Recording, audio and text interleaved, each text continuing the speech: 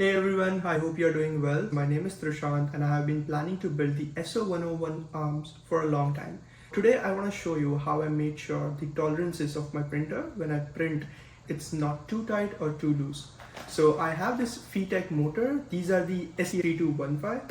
For my configuration, I have decided that for the leader arm, I'm gonna go with the 7.5 volt versions with 3 different configurations. I'll share more details on that later. But for the follower arm, I went with the 30 kg standard motors. Here you have your connectors, the main gear and stationary wheel.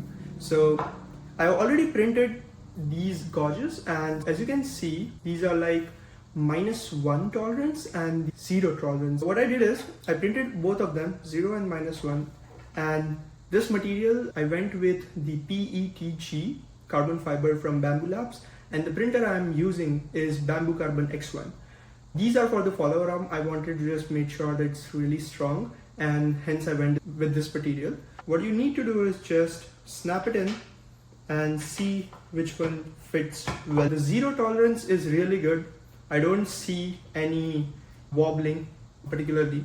And now let's try to use the -1 tolerance gauge, which also goes. So I don't know if you can see, but it doesn't go entirely inside. It's kind of bent.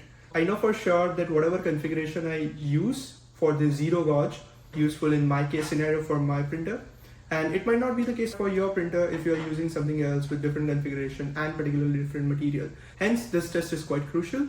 For the leader arm, I went with PLA Tough Plus from Bamboo Labs and on the same printer, and I just knew that I'll first try with the 0 gauge, and if it doesn't work, only then I'll go with the -1 gauge.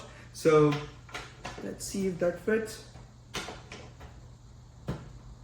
Yeah, it's a bit tight, but it's a really good fit that I want to go with.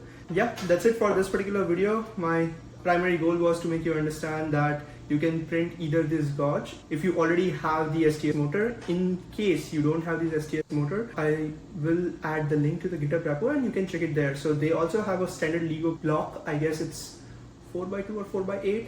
So if you have that block lying around, you can use that with corresponding gauge and see if the 0 fit works in your case scenario or the -1. There are STL and step files available, so you can play around and see what works in your case. But yeah, that's it. Thank you.